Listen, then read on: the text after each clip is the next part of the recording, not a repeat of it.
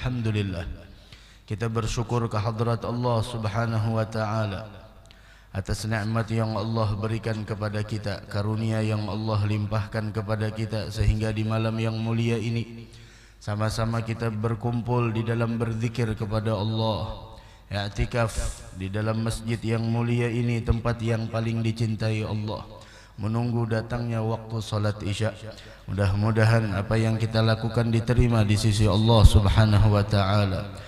Karena ketahuilah, di antara penyebab seseorang mendapatkan ketenangan jiwa, mendapatkan kelapangan dada, yaitu adalah dengan mengingat Allah dan membekali diri dengan ilmu pengetahuan agama. Dari karenanya Sayyidil Habib Ahmad bin Zain Al-Habsyi, salah satu murid daripada Al-Imam Al-Qutb Al-Habib Abdullah Al-Haddad, sahib Hawtah Al-Habib Ahmad bin Zain Al-Habsyi radhiyallahu anhu wa nafa'ana bih, beliau yu'azzimul ilma al-ghayata wan nihayah. Beliau itu mengagungkan akan ilmu dengan pengagungan yang sangat luar biasa. Wa yuthni ala ahli ghayat ats-tsana. Dan Al-Habib Ahmad bin Zain Al-Habsyi bukan hanya mengagungkan ilmu, namun di dalam bentuk pengagungan beliau terhadap ilmu, beliau memuji kepada orang yang mempunyai ilmu dengan pujian yang luar biasa. Wa yukrimuhum, bahkan beliau memuliakan para ahli ilmu. Wa yubajjiluhum, beliau ta'zimkan ghayat at-tabjil wal ikram, dengan pengagungan dan kemuliaan yang sangat luar biasa. Dan beliau Al-Habib Ahmad bin Zain mengatakan, wa yushir, beliau memberikan isyarat bahwasanya annal khaira kullah fi talabil ilm.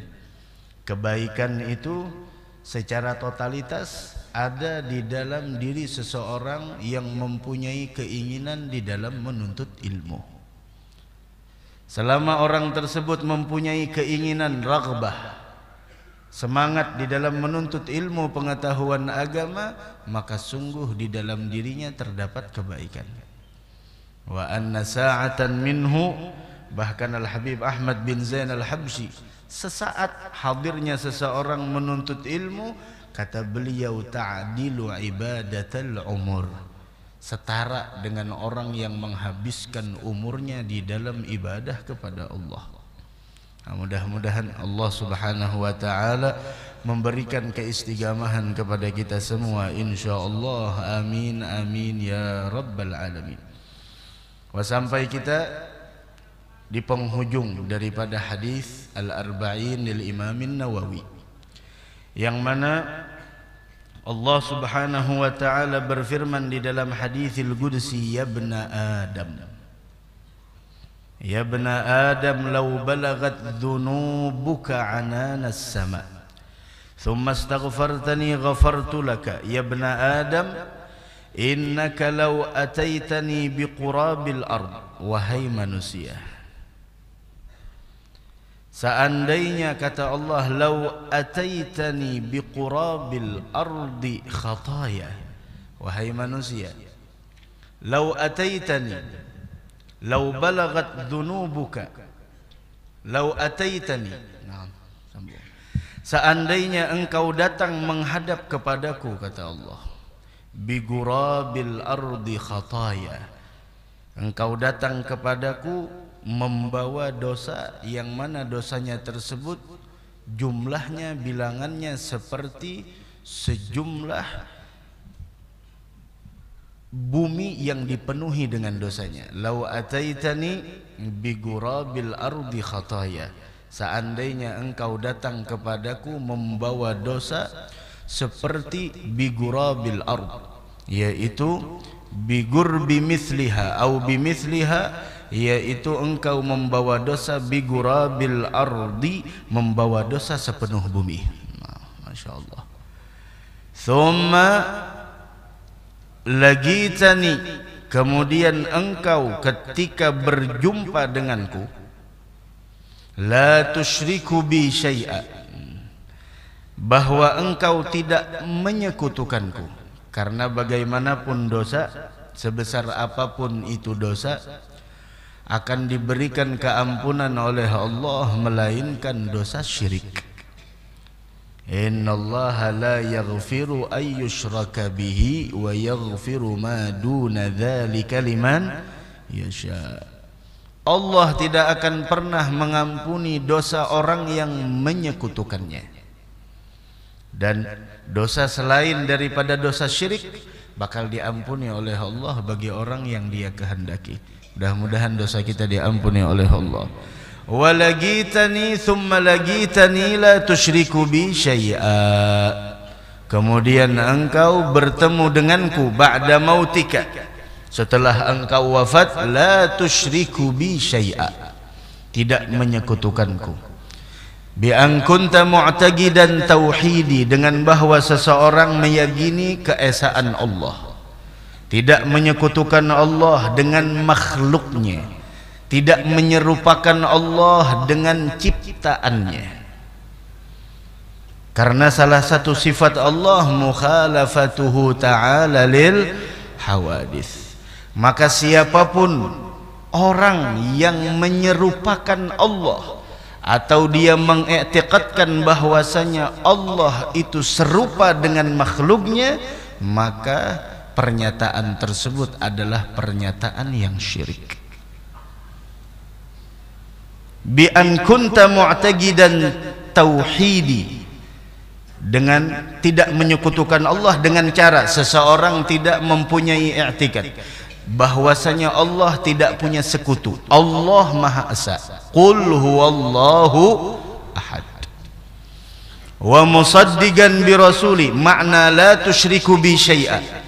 Makna seseorang tidak menyekutukan Allah dengan bahwa dia datang kepada Allah meyakini keesaan Allah, membenarkan dengan apa yang dibawa oleh kekasih Allah, yaitu Nabi besar Muhammad sallallahu alaihi wa ala alihi wa sahbihi wasallam, wa musaddiqan bi rasuli wa bima jaa bih, membenarkan, mengimani bahwasanya Nabi Muhammad adalah abduhu, hambanya.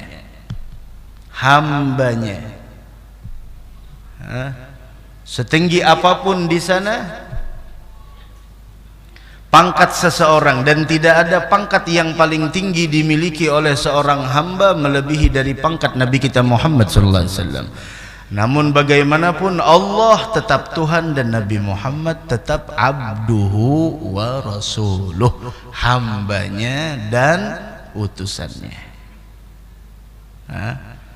Makna la tusyriku bi syai'a, coba diperhatikan.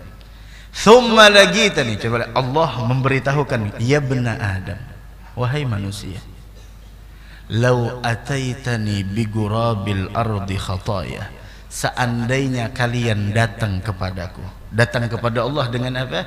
Yaitu ketika orang datang, ketika orang meninggal dunia, ketika itu dia membawa dosa sepenuh bumi. Tsumma lagitani, kemudian engkau ketika berjumpa denganku, dan kita sebagai manusia yakin tidak ada seorang pun yang hidup di dunia ini selama-lamanya, suatu saat dia akan berjumpa dengan Allah. Siapapun dia, setinggi apapun pangkatnya, sebesar apapun popularitasnya, tidak ada yang kekal di dunia ini. Semuanya akan menemui titik terakhirnya, inna lillahi wa inna ilaihi raji'un. Kemana kembalinya? Ainal mafar? Mau kemana lari? Mau kemana? Ainal mafar? Wa ilallahil masir, hanya kepada Allah kita akan dikembalikan. Kemudian thumma lagitani la tusyriku bi syai'a, kemudian engkau berjumpa denganku tidak menyekutukanku dengan sesuatu apapun. Maknanya apa? Bi an kunta mu'taqidan tauhidi, makna tidak menyekutukan Allah, engkau mempunyai keyakinan tentang keesaanku, tidak mengatakan Allah 3 in 1, atau di sana meyakini bahwasanya Allah mempunyai sekutu. dengan bahasa apapun itu. Summa lagitani la tusyriku bi syai'a. Dari karenanya hati-hati ngaji tauhid. Ambil dari sumbernya yang jelas. Ambil dari sumber yang jelas. Bi an kunta mu'taqidan tauhidi, dengan engkau bahwa meyakini keesaanku. Esanya Allah Subhanahu wa taala, tidak ada mumatsalah, tidak ada tandingannya, tidak ada persamaannya, apalagi disamakan dengan makhluk yang merupakan di sana ciptaan Allah Subhanahu wa taala. Bi an kunta mu'taqidan tauhidi, Allah Maha Esa. Qul huwallahu ahad, Allahus samad, lam yalid wa lam yulad wa lam yakun lahu kufuwan ahad. Wa musaddiqan bi rasuli, dan engkau membenarkan dengan utusanku. Siapa? Nabi kita Muhammad sallallahu alaihi wasallam. Beliau adalah manusia yang paling mulia, manusia yang paling dicintai Allah, manusia yang paling diagungkan Allah, manusia yang paling disayang oleh Allah. Namun walau bagaimanapun beliau tetap Abdullahi wa Rasuluh. Beliau adalah hamba Allah dan utusan Allah. Wa musaddiqan bi rasuli, dan membenarkan dengan utusanku. Siapa utusanku? Muhammadin sallallahu alaihi wasallam. Wa bima jaa bih, dan membenarkan dengan apapun yang telah dibawa oleh Nabi Muhammad sallallahu alaihi wa ala alihi wasallam. Wa huwal iman, dan itulah yang dimaksud dengan iman. Ini yang dimaksud dengan la tusyriku bi syai'a. Kemudian engkau datang kepadaku tidak menyekutukanku, maka jawabannya la ataituka bi gurabiha maghfiratan, maka saya akan membalasmu dengan sejumlah dosamu sebagai ampunan itu semua. Dosanya sepenuh bumi asalkan tidak menyekutukan Allah. Asalkan tidak menganggap bahwasanya Allah itu ini, itu dan lain sebagainya, berbagai macam bahasa yang dikemas dengan indah, akan tetapi keluar dari Asy'ariyah dan Al-Maturidiyah, Ahlus Sunnah wal Jamaah, maka semuanya adalah makna la tusyriku bi syai'a. Jangan menyekutukan aku, dengan engkau mengiktikadkan akan keesaanku, tauhidi, wa musaddiqan bi rasuli, kemudian membenarkan dengan Nabi Muhammad sallallahu alaihi wasallam dan apa yang dibawa oleh beliau. La ataituka bi gurabiha maghfiratan, sejumlah dosamu akan dibalas oleh Allah dengan sejumlah itulah ampunan. Masya Allah, mudah-mudahan dosa kita diampuni oleh Allah Subhanahu wa ta'ala. Dari karenanya Allah Subhanahu wa ta'ala pernah mewahyukan kepada Nabi Musa,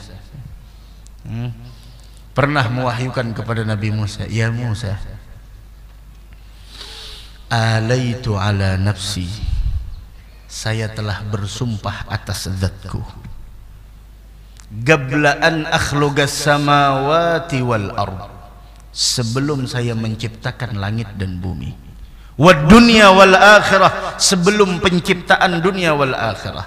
Apa isi sumpahnya? Annahu man lagiyani, siapapun orang yang meninggal dunia kemudian dia datang berjumpa kepadaku, wa huwa yashhadu an la ilaha illallah wa anna muhammadan rasulullah, dan dia bersaksi, mempunyai sebuah keyakinan dan i'tiqad tidak ada Tuhan selain Allah dan Nabi Muhammad adalah utusan Allah, shadiqan min qalbi, pembenaran itu dari hatinya. Maka kata Allah, balasannya apa? Katabtu lahu bara'atan wa itqan minan nar, aku tulis bagi orang tersebut bara'atan wa itqan minan nar, pembebasan dan dijauhkan dari siksa api neraka. Maka dari karenanya doa di dalam Ratibul Haddad yang kita baca, ya dzal jalali wal ikram amitna ala dinil Islam, la ilaha illallah. Salah satu rukun Islam yaitu asyhadu an la ilaha illallah wa anna muhammadan rasulullah. Ya dzal jalali wal ikram amitna ala dinil Islam. Katabtu lahu bara'atan wa itqan minan nar. Aku tulis bagi orang tersebut pembebasan dan dijauhkan dari siksa api neraka. Tidak sampai di situ. Wa awsaitu malakal mauti inda gabdi ruhihi ayyakuna arfaga bihi min walidayh. Saya pesankan kepada malakal maut yang diwakilkan oleh Allah untuk mencabut ruh setiap manusia. Qul yatawaffakum malakul maut alladhi wukila bikum thumma ila rabbikum turja'un. Walau tara idzil mujrimuna nakisu ru'usihim 'inda rabbihim rabbana absarna wa sami'na farji'na na'mal salihan inna muqinun. Mudah-mudahan kita husnul khatimah insyaallah. Wa awsaitu malakal maut, aku wasiatkan malakal maut inda gabdi ruhi, ketika mencabut ruhnya, ayyakuna arfaga bihi min walidayh, yaitu keadaannya pada saat itu lebih lembut melebihi dari kelembutan kedua orang tuanya. Masya Allah. Wa awsaitu munkaran wa nakiran, dan aku wasiatkan mungkar dan nakir, fatanul gabr, yang akan menanyakan pertanyaan nantinya di dalam kubur, idza dakhala alaihi fi gabrih, apabila mungkar dan nakir masuk ke kuburnya, alla yurawwi'ah, jangan menakut-nakutinya, jangan ditakut-takuti. Maka dari karenanya salah satu agar seseorang selamat dari fitnah kubur, yaitu istiqamah membaca surat Al-Muluk setiap malam. Tidak bisa habis maghrib, habis isya. Tidak bisa habis isya sebelum tidur.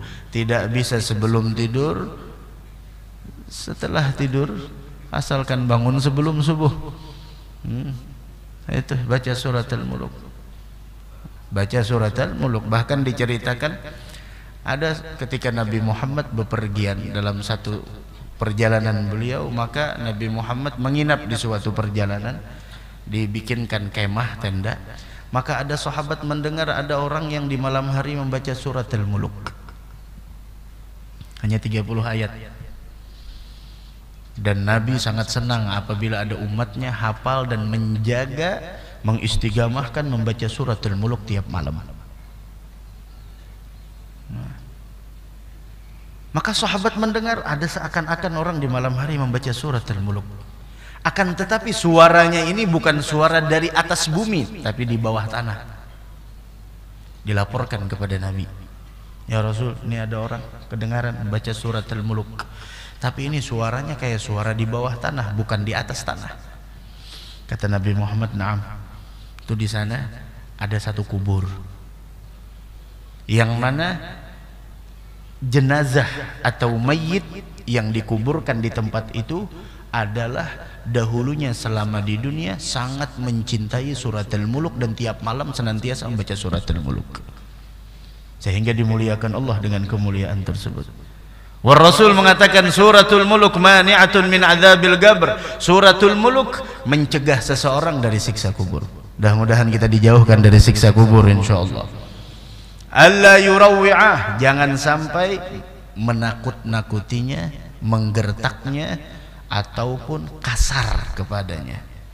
Bahkan kata Allah, dan akan saya luaskan kuburnya, dan akan saya berikan kegembiraan dalam kesendiriannya di dalam kubur, dan saya bersumpah tidaklah dia meminta kepadaku besok di hari kiamat melainkan permintaannya akan aku berikan. Ini bagi orang yang ketika wafat dalam keadaan hatinya yaitu ditetapkan dalam agama Islam. Dari karenanya Nabi kita Muhammad SAW, di antara doa yang sering keluar dari mulut mulia beliau, ya mugallibal qulubi wal absar tsabbit qalbi ala dinik, wahai Allah yang membolak-balikkan hati manusia. Ini kita khawatir nih, Masya Allah. Maka dari karenanya pernah belum sampaikan kan ada doa, Rabbana la tuzigh qulubana. Jangan lagi dipalingkan hati kita. Telah dapat ba'da idh hadai, setelah kita dapat hidayah dari Allah, udah istiqamah, hadir majlis rutin, Masya Allah, hadir haul, kemudian berada di barisan ulama moderat ahli sunnah wal jamaah yang berakidahkan Asy'ariyah dan Al-Maturidiyah. La tuzigh, jangan dipalingkan lagi. Karena di luar sana banyak berbagai macam hal-hal yang mungkin apabila seseorang tidak diberikan kekokohan oleh Allah pendiriannya, maka dia akan berpaling dari itu semua. Dan kita sudah berada di akhir zaman, dan kita lihat kenyataannya memang benar.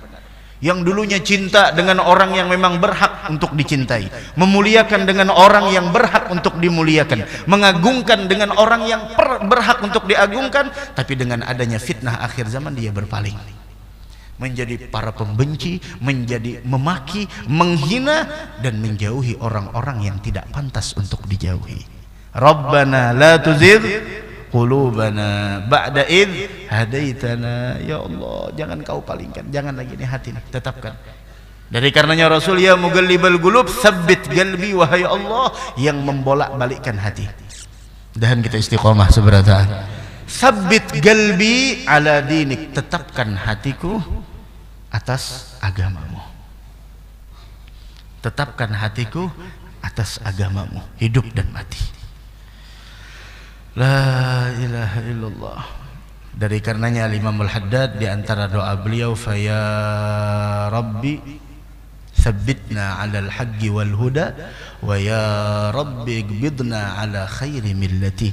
Wahai Allah, tetapkan saya dalam kebenaran dan dalam huda, hidayah, petunjuk.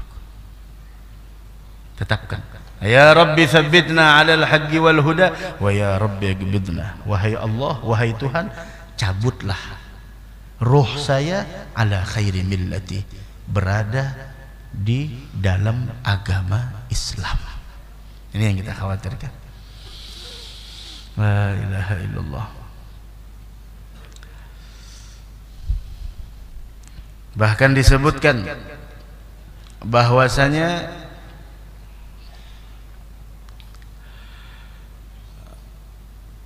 ada salah seorang, anna rajulan yu'maru bihi ilan nar. Ini cerita ketika seseorang mengharapkan ampunan Allah. Ketika seseorang dibawa ke dalam neraka, diseret, dan itu setelah putusan. Putusannya sudah keluar, baru ditetapkan sebagai penghuni neraka. Dan itu, penetapan itu sesuai dengan bukti. Sesuai dengan bukti. Apa buktinya? Semua bumi yang dia pijak dulunya melakukan kejahatan menjadi saksi, tangan dan kakinya menjadi saksi di hadapan Allah. Kemudian terdengar seruan, fulan bin fulan sial, binasa selama-lamanya, dan dia dimasukkan ke dalam neraka. Didengar itu semua, diviralkan kabar tersebut kepada orang yang ada di padang mahsyar. Begitu juga sebaliknya, seandainya ada orang yang dimasukkan ke dalam surga, disebut namanya, Sa'ida fulan ibn fulan, fulan bin fulan beruntung, sa'adatan la yashga ba'daha abada, keberuntungan yang tidak akan pernah sial setelah itu selama-lamanya. Dia dimasukkan ke dalam surga. Orang semua melihat, oh fulan.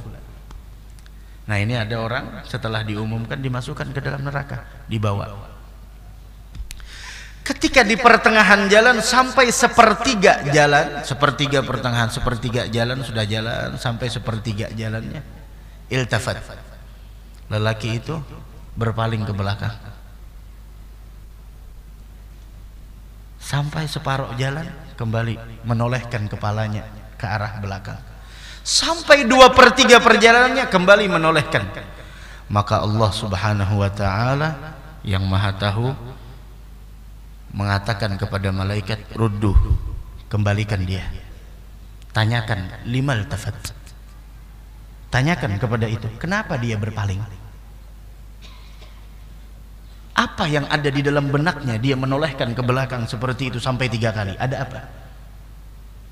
Kemudian malaikat menanya, Allah maha tahu, namun Allah ingin memberitahukan kepada kita semuanya betapa luasnya ampunan dan kasih sayang Allah.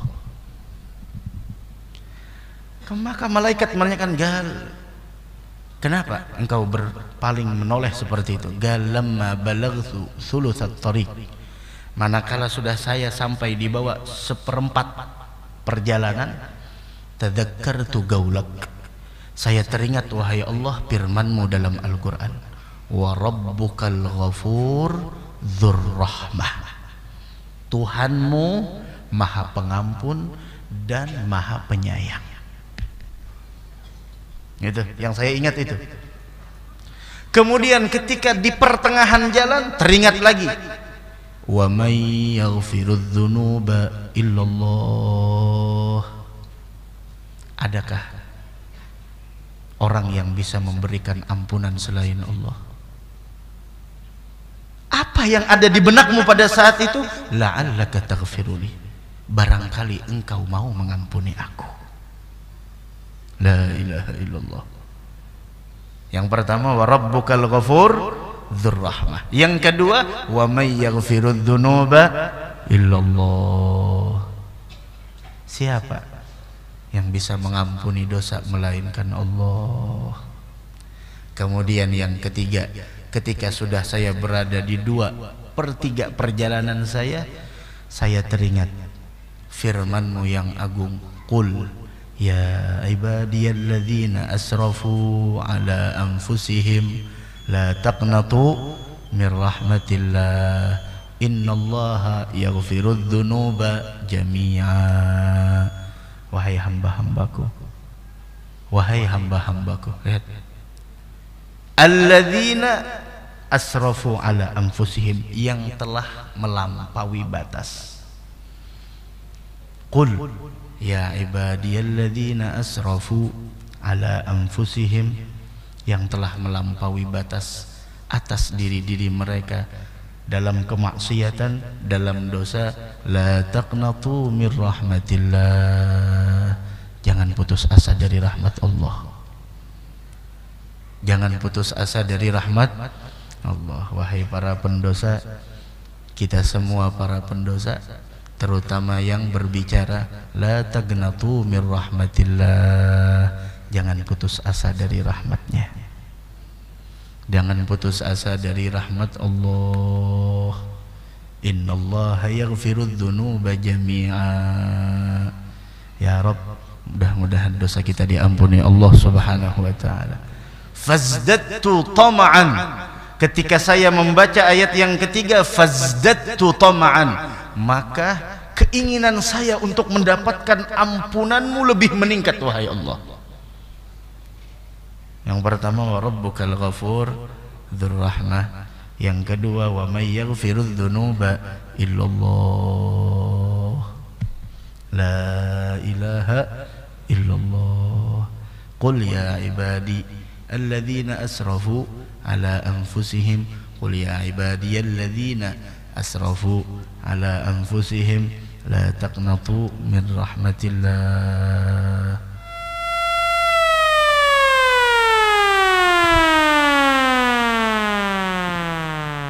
Alhamdulillah. Bismillah, adzan.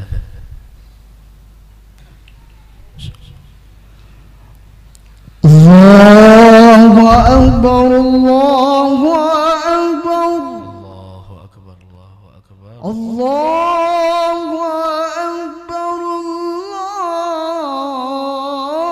Allahu akbar. Allahu akbar wa marhaban bil qalbi. Asyhadu an la ilaha illallah. Asyhadu an la ilaha raditu billahi rabban alamin. Asyhadu an la ilaha illallah.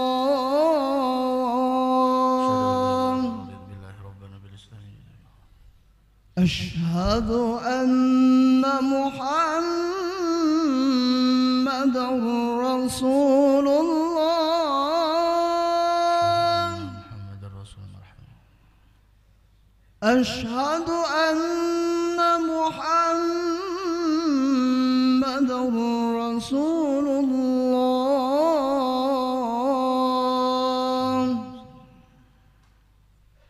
Hayya 'ala shalah.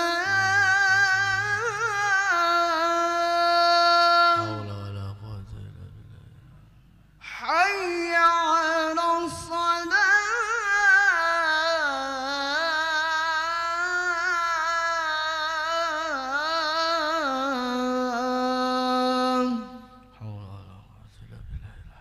حي على الفلاح حول ولا قوة إلا بالله حي على الفلاح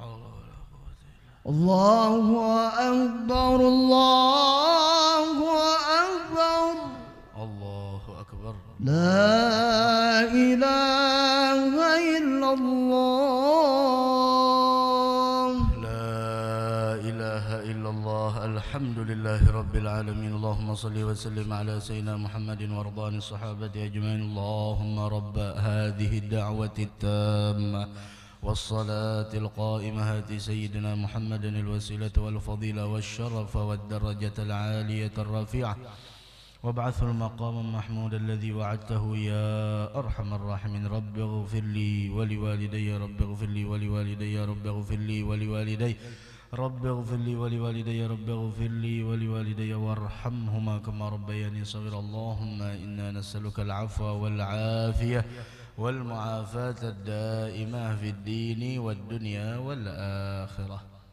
قل يا عبادي الذين أسرفوا على أنفسهم katakan wahai hamba-hambaku orang yang telah melampaui batas terhadap dirinya masih dipanggil oleh Allah mereka hambaku ini kalimat hambaku itu Masya Allah ada Al-Imam Qadhi Iyad rahimahullah beliau mengatakan wa mimma zadani syarafan watiha di antara sesuatu yang menambah kemuliaan dan kebahagiaan yang ada di dalam diriku wa kittu an ata'a bi akhmusi wa kittu an ata'a bi akhmusi thuraya dan sampai saking gembiranya aku kata beliau seakan-akan saya menginjakkan dengan telapak kakiku di atas bintang Suraya. Ada bintang Suraya bintang yang paling jauh. Saking gembiranya. Apa yang membuat beliau gembira? Dukhuli tahta qaulika ya ibadi. Masuknya aku di bawah firmanmu yang memanggil ya ibadi wahai hambaku termasuk ini ya ibadiyalladzina asrafu ala anfusihim itu yang pertama yang membuat saya gembira dan yang kedua wa an sayyartali bi ahmad dan nabiyya dan yang paling menggembirakan diriku adalah ketika engkau menjadikan Nabi Muhammad adalah sebagai nabiku. Allahumma salli ala Muhammad. Ada yang paling menggembirakanku. Fazdattu tama'an, maka lelaki tersebut mengatakan fazdattu tama'an, maka saya semakin bertambah menginginkan untuk mendapatkan ampunanmu wahai Tuhan. Maka Allah ketika mendengar itu fayaqulullah azza wa jalla, maka Allah mengatakan idhhab faqad ghafartu lak, pergilah engkau, seluruh dosamu telah aku ampuni. Masya Allah, seluruh dosanya diampuni oleh Allah subhanahu wa ta'ala. Allahumma maghfiratuka awsa'u min dhunubina wa rahmatuka arja indana min a'malina. Wahai Allah, maghfiratuka awsa'u min dhunubina, ampunanmu lebih besar dan lebih luas dari dosa dan kesalahanku. Wa rahmatuka, dan kasih sayangmu arja indana, lebih kami harapkan min a'malina, ketimbang dari amal ibadah kami. Tidaklah seseorang membaca doa tersebut 3 kali melainkan segala dosanya diampuni oleh Allah subhanahu wa ta'ala. La ilaha illallah. Mudah-mudahan dosa kita diampuni Allah, dosa kedua orang tua kita, dosa jiran tetangga kita, dosa keluarga kita, dosa muslimin dan muslimat, dosa umatnya Nabi Muhammad. Ya Rabb, mudah-mudahan dosa kita diampuni Allah. Semoga kita diwafatkan dalam keadaan husnul khatimah, dan mudah-mudahan kita menjadi hamba yang sebenar-benarnya menghambakan diri kepadanya. Karena ketahuilah, magamul ubudiyah asyraful magamat. Makom penghambaan, makom menjadi seorang hamba adalah magam yang paling mulia. Magam yang paling mulia. Dari karenanya dikatakan bahwasanya laisa lil mu'mini sifatun atam wala asyraf minal ubudiyah. Tidak ada sifat yang lebih sempurna dan lebih mulia bagi orang mukmin melebihi dari magam ubudiyah, penghambaan. Dari karenanya bagaimana Allah Subhanahu wa taala mengatakannya di dalam Al-Qur'an terhadap Nabi besar Muhammad sallallahu alaihi wasallam di tempat yang paling mulia, di antaranya subhanalladzi asra bi'abdihi. Dalam Al-Qur'an jelas bi'abdihi. Siapa yang diisrakan? Siapa? Hambanya. Kalau sudah hambanya. Alhamdulillahilladzi anzala ala abdihil kitaba wa lam yaj'al lahu aywaja. Dalam surah Al-Kahf yang kita dianjurkan membacanya di malam Jumat dan di hari Jumat, abdihi. Dalam ayat yang lain, tabarakalladzi nazzalal furqana ala abdihi. Dalam ayat yang lain surah An-Najm, fa auha ila abdihi ma auha. Semuanya disebut hamba. Dari karenanya magam ubudiyah adalah makom kehambaan. Wal Imamul Haddad sahibur ratib mengatakan bahwasanya Allah Subhanahu wa taala telah menjadikan dengan hikmahnya bahwa keberuntungan yang abadi di dalam ketika seseorang benar-benar mewujudkan kehambaannya kepada Allah Subhanahu wa ta'ala. Dan Al-Imam Al-Ghazali rahimahullah subhanahu wa ta'ala ketika ditanya tentang ubudiyah, beliau mengatakan penghambaan itu dalam 3 perkara.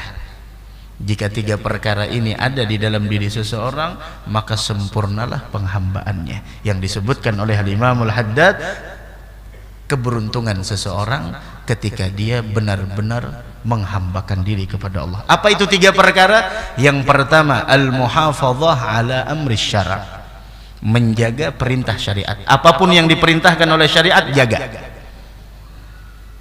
Menjaganya bagaimana? Melaksanakan dan jangan sampai melanggarnya. Apa yang telah dilarang, tinggalkan. Jangan sampai pernah di sana kita berani melanggarnya. Hadzal muhafadzah ala amri syara'. Yang pertama, menjaga terhadap perintah syariat yang telah dibawa oleh Nabi kita Muhammad sallallahu alaihi wa ala alihi wa sahbihi wasallam. Yang kedua, ar-ridha bil qada wal qadar wa qismatillahi ta'ala. Penghambaan itu yang kedua, selalu ridha dengan segala keputusan, takdir dan pembagian dari Allah. Keputusan, takdir dan pembagian dari Allah. Hadzal ridha. Siapapun yang ridha terhadap keputusan, takdir dan pembagian dari Allah, maka Allah akan ridha kepadanya. Dan begitulah harusnya seorang hamba senantiasa ridha dengan keputusan, takdir dan pembagian dari Allah. Kenapa sampai ada orang iri dengki? Kenapa sampai ada orang iri dengki? Dan siapa yang paling pertama mempelopori sifat iri tersebut? Yaitu adalah Qabil. Iri dengan Habil, dibisiki oleh syaitan sampai pada akhirnya membunuh, pertumpahan darah. Begitulah orang yang iri, dia akan membunuh orang yang dihasutnya. Akan tetapi ketahuilah, orang yang hidup penuh dengan sifat iri dan dengki, maka kehidupannya senantiasa diliputi dengan kesedihan dan tidak mencicipi kebahagiaan. Dan orang yang mempunyai sifat hasad tidak akan pernah mendapatkan ketenangan, tidak akan pernah mendapatkan kemenangan. Nah, mudah-mudahan kita dihindarkan dari sifat hasad. Nah, orang yang sifat hasud itu tidak ridha dengan keputusan, takdir dan pembagian dari Allah. Bahiri Ada diceritakan di zaman dahulu orang Behiri, dan ketahuilah bagaimanapun usaha orang yang mempunyai sifat iri dengki di dalam dirinya untuk menjatuhkan orang yang dia hasud, maka keburukannya akan kembali kepada orang yang punya sifat hasad. Ada cerita, dulu ada seorang raja kaya raya, banyak orang yang di sekelilingnya. Wah, di mana aja mun berduit tuh pasti banyak nang menghurung sudah. Mun gak ada berduit mana diakui orang kawan gen gak ada menagur jangan diherani orang, jangan menagur, mencet aja kalau dibalasnya. Kita nih gak ada berduit mencet ya tuh kalau dibalasnya, maka sangka jahat pulang, paling enak berhutang nih aja. Ya Allah, hai bagus bana prasangka tuh bagus banar, kababagusan, paham lah kababagusan, nang Bangkak sini nah kababagusan ngarannya tuh. Kababagusan prasangka tuh kawan mencet apa kabar aja kawan, maka ada membalas menampaikan pulang lawan kalian aja. Nah ada sing duitan ini mencet aja. Apalagi tujuan mau kada nak berhutang ini aja. Jadi jar kawan yang dihiga, jangan sangka John. Sangka John tadi. Jangan sangka buruk. Kada aja. Apalagi tujuannya pasti aja. Di mana nang pasti? Kada ada nang pasti. Maka selalu sampaikan kada ada nang pasti. Kada aja mau sudah mencet nih lawas mana kada mencet. Maka mencet ngomong pertengahan bulan ini pulangnya hendak berhutang nah apalagi pada itu aja. Ay belum tentu kalau pinainya hendak menawari gawian namanya aja nganggur kayak hendak begawi. Nah hati nyamun orang sudah, orang yang mempunyai sifat berprasangka buruk kepada orang lain meskipun benar prasangkanya tetap salah. Dan sahibu husnudzan, dan orang yang selalu berprasangka baik meskipun prasangkanya keliru dia tetap benar. Paham? Jangan sangka buruk sama orang lain. Orang cangang-cangang lawan seorang maka sangka buruk. Kenapa itu jah? Bisa hendak membegal kok kira-kira itu jah. Bisa diiringin apa? Kok diiringin canginya ban aja. Orang jadi cangang kima baju pian tak kinca. Itu jah. Kembali ke kisah tadi. Mau ngaran berduit banyak nang ngurungi. Tapi rajanya raja orang nang soleh, pemimpinnya ada asisten sedinang masya Allah. Tapi yang di mana-mana dari zaman dahulu pasti ada aja nang besesikutan tuh pasti dah mencari muka di hadapan bos. Cari muka tuh jangan di hadapan manusia, cari muka di hadapan Allah. Jangan cari muka di hadapan makhluknya Allah, tidak ada gunanya. Nah, cari muka di hadapan Allah. Masya Allah, itu di perusahaan di mana aja. Wah, siapa nang parak lawan bos selamat dah. Saling sikut menyikut. Lalu suatu hari ada orang nang Behiri hasut dengan asisten raja ini. Dibisikinya raja-raja, pian tahulah asisten pian itu. Kenapa? Inya itu di hadapan pian benar ya bagus, di belakang pian menyumpahi pian. Wah, bujur juga kan? Apa jernya di belakangku? Di belakang pian inya menyambati pian bahwasanya pian itu kalau berbicara pasti mengeluarkan aroma yang tidak enak. Artinya pian itu kena penyakit yang apabila berbicara mengeluarkan aroma yang busuk. Bujuran. Ada bagai itu jernya di belakang.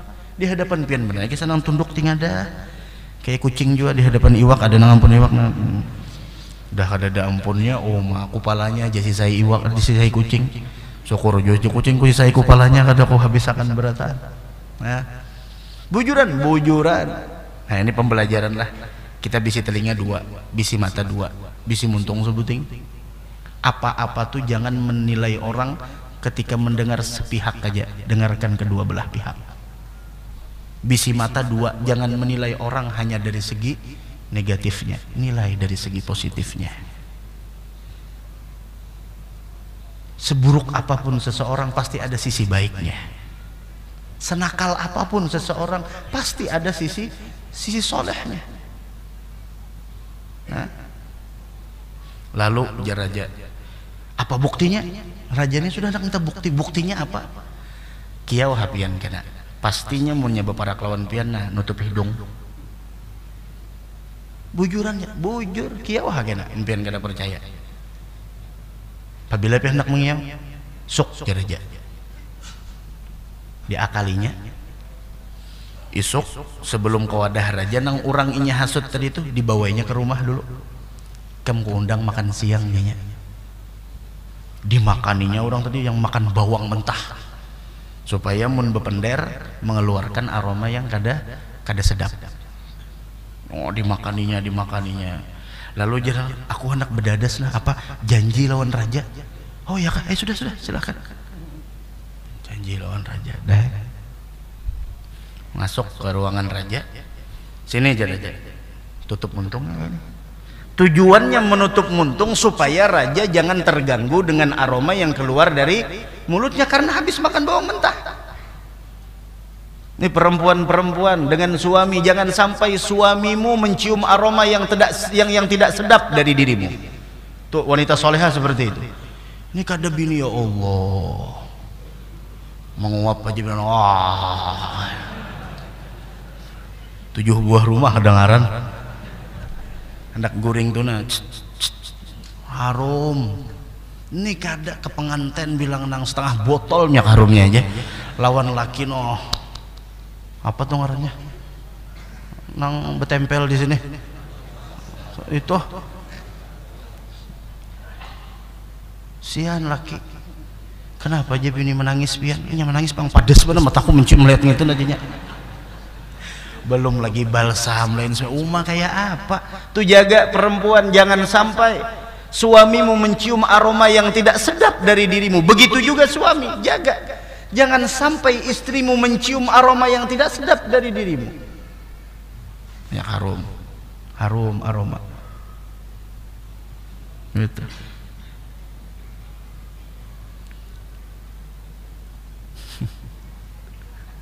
La ilaha illallah. Sudahnya bepupur, oh my Allah. Kalimpanan laki dihiga ya bagi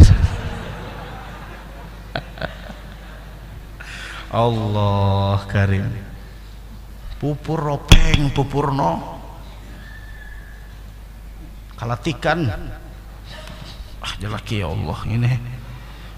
Sudah ke pengantin makam, sudah ke kondangan makam, umah bebengkeng banar, bulu mata lantik. Tulis kaning mata jadi warna abu-abu, masya Allah. Habang laki aja kada binandu. Biniku ajar bungas kalinya lah jar. Pian madah kanung kada bungas aja kada kayak itu jenang laki paham surang ya lagi sudah bungas kali aja biniku lah aja sekali keluar. Itu sindiran yang sangat sederhana cuma menyakitkan. Umpah sekali hendak keluar bengkeng, sekali dalam rumah ya Allah rambut cagat coba harum jadilah itu masya Allah. Harumnya leh ada juga ini kada bilang nang ya Allah.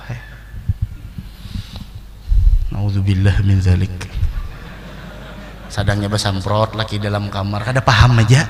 Laki ini kada hendak menyakiti perasaan bini karena perasaan perempuan ini lebih tipis dari tisu.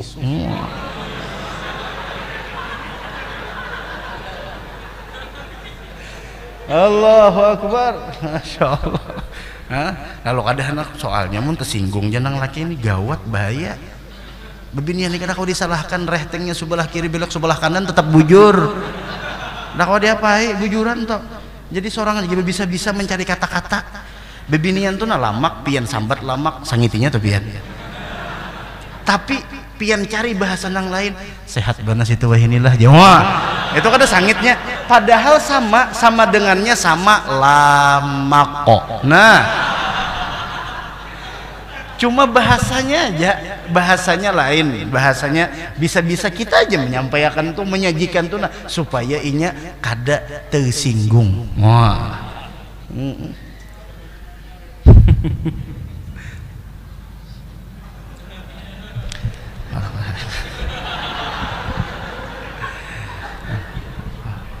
Aja setemat lagi dengi dulu. Lalu sudah kena banyak nang komplain lawan ulun kena pian lah jangan nyambati kami kada menyambati kada. Ini banyak pengaduan dari masyarakat. Nah itu aja. Mbak ditukarakan baju tuh gesan mahimungi laki nento, baju dinas ada. Baju dinas. Nah. Ini ya Allah. Sana-sana aja. Parak-parak kan. Kayak apa? Sian laki. Menyaja. Anak guringan sudah. Guringan aja kita juga aja. Nah, layur dah tak kasih itu dah. Kembali kita, kembali. Layur mau. Lalu kisahnya tadi. Guringan kalau tadi tuh kodah raja. Nah, raja bujur sekalinya nih betutup hidung. Dah. Tulis raja surat kepada Algojo yang setempat. Siapapun yang membawa surat ini jangan banyak bicara, penggal kepalanya. Dianak dalam kotak diunjuk ke sana aja, ke kampung sebelah. Diambilnya tetamu lawan orang nang bisi sifat iri dengki nang mahasud tadi. Kamu datang mana? Datang wadah raja aja. Bahwa dapat apa? Nipang dapat hadiah kotak. Padahal isinya surat. Siapa aja nang membawa kotak ini, panggal kepalanya, jangan banyak bicara. Dalam hatinya maka ku hasut raja, kenapa jadi memberi hadiah? Kemana nih mantar? Ke kampung sebelah aja. Nang inya tahu kampung sebelah tuh orang berduit, amunnya mah antar ke sana pasti diberi duit. Aku aja boleh lah membawakan aja. Ambil hajinya kada bapak. Ini orang baik tuh nang kayak apa aja tetap baik. Mun orang nang kada baik tuh lihatakannya nang kayak daun jua mun sudah layu kada usah dijuluk gin gugur sorongon. Santai aja, napa geran? Biar aja lihatakannya ini aja kada jalan kita pun sorong aja sudah. Lalu aja ambil hajinya kada apa-apa. Dah ambilnya. Ngatok pintu. Nih dari raja membaca surat. Siapa aja nang bawa surat ini panggal kepalanya. Dinya sini kam. Lain ulun. Kada kawa jar raja penggal, jangan banyak bicara lagi. Pak penggalnya. Isuk masih ada orang tadi wadah raja melayani raja. Jar raja. Kenapa jadi masih ada? Kenapa garangnya? Lalu dikisahkan raja. Jar nang asisten tadi, ulun menutup hidung tuh bukan ulun menyambati pian itu. Ulun imbah dimakaninya makan bawang mentah. Supaya pian kada terganggu dengan aroma daripada yang keluar dari ulun, maka ulun tutuplah mulut ulun. Supaya pian kada. Jar raja. Man hafara hufratan waqa'a fiha. Siapapun yang menggali lubang, dia yang akan terjerumus ke dalam lubang itu sendiri. Itu cuma ragap tuan guru tuh ingat juga seorang nyalimbah bepaluh ragap. Tuan gurunya langsung haning kepala langsung. Orang mau hendak bersalaman itu sorong berminyak harum dulu hanya meragap sini ini meragap guru berikit di wadah guru. Aja guru ya Allah, datang mana ini? Datang ke pengajian enggak? Datang pegawai kah kasihan? Tapi gurunya pulang sangka baik. Mungkin itu pangisden. Makanya kita sembahyang tuh bersiwak berminyak harum supaya di subalah nih jangan terganggu. Ini kada ya Allah, esok sembahyang Jumat toh. Maka di muka pulang duduk hatib sakok hatib bilang nang majat. Mencari minyak harum tuh nang bagus. Jangan malah mencari minyak harum bilang nang bapak derja ada kau lagi. Pangar di hidung sini nah. Mudah-mudahan dosa kita diampuni Allah. Nang ketiga, kada tuntung kena. Nang ketiga, penghambaan itu tarku ridha'i nafsika fi talabi ridha'illah. Meninggalkan untuk mendapatkan daripada kebahagiaan diri demi mendapatkan keridhaan Allah. Jadi yang pertama menjaga perintah syariat, yang kedua ridha terhadap keputusan takdir dan pembagian dari Allah, kemudian meninggalkan kepentingan pribadi demi mendapatkan ridhanya Allah. Gaumun atharullah rabbahum, mereka sekelompok orang yang senantiasa memprioritaskan Allah, mencari ridha Allah, fa'atharahum, sehingga mereka pun dimuliakan oleh Allah, diunggulkan oleh Allah, wakhtassahum bil wilayati, dan mereka pun mendapatkan pangkat kewalian dari Allah. Mudah-mudahan kita diridhai oleh Allah Subhanahu wa taala. Wallahu taala a'lam bissawab.